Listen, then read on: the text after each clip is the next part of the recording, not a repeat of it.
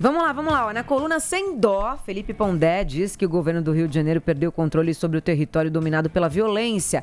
Para o Pondé, o conflito ideológico entre Cláudio Castro e o governo federal paralisa as tomadas de decisões no combate à criminalidade.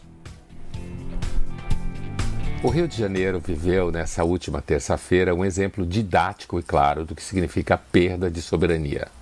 Soberania significa o poder legítimo que um Estado tem sobre o seu território.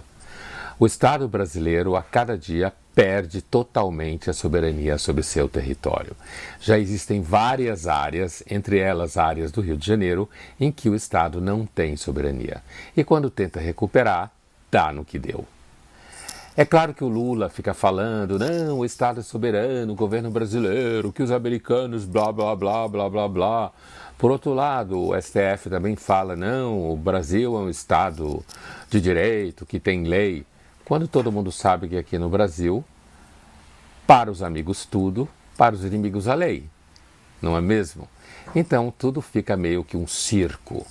Agora, vale a pena observar que, para além do conflito que aconteceu no Rio de Janeiro na última terça-feira, há todo um conflito de especialistas.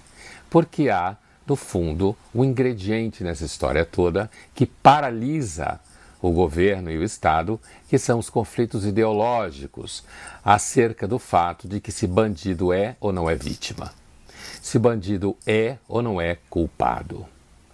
Por um lado, você tem aqueles que entendem que iniciativas como a que aconteceu terça-feira passada no Rio de Janeiro é um massacre, é uma forma equivocada, com pouca inteligência, de tentar controlar o crime organizado. Por outro lado, existem aqueles mais à direita, né? Os anteriores são mais à esquerda, existem aqueles mais à direita que entendem que bandido você tem que matar e você tem que mostrar força. E que o problema não é a educação. A verdade é que existem inúmeras causas para essa história, mas nessa hora em que o Estado perde cada vez mais a soberania real sobre o seu território, o que fica claro é um conflito ideológico em que o grupo A põe a culpa no B e o B põe a culpa no A. E isso acontece inclusive entre governador do Estado do Rio e Ministério da Justiça. Cada um empurrando parte da responsabilidade para o outro. Aliás, isso é típico da liderança política brasileira, uma certa delinquência na forma de agir.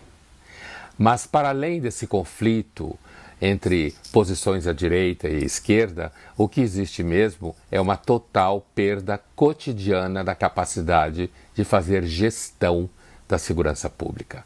O crime organizado é um assunto e uma empresa, digamos assim, não legítima que existe provavelmente desde a pré-história, menos organizado na época. Significa truculência, fidelização e alto nível. Se você trair a empresa, você morre, sua família morre.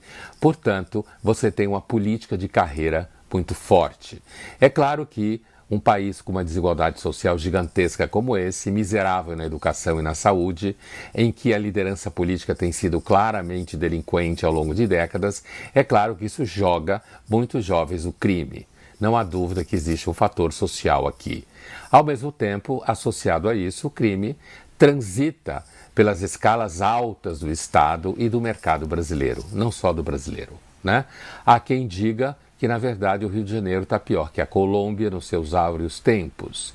Mas não tem problema, porque, como dizem por aí, o brasileiro é um povo feliz e que continua adorando a natureza e que Deus é brasileiro, quando, na realidade, se existir um Deus brasileiro, ele é bandido. Forte, hein? Forte esse final do Pondé. 4h39. Esse é o Link TMC. Daqui a pouquinho a gente vai para o noticiário local.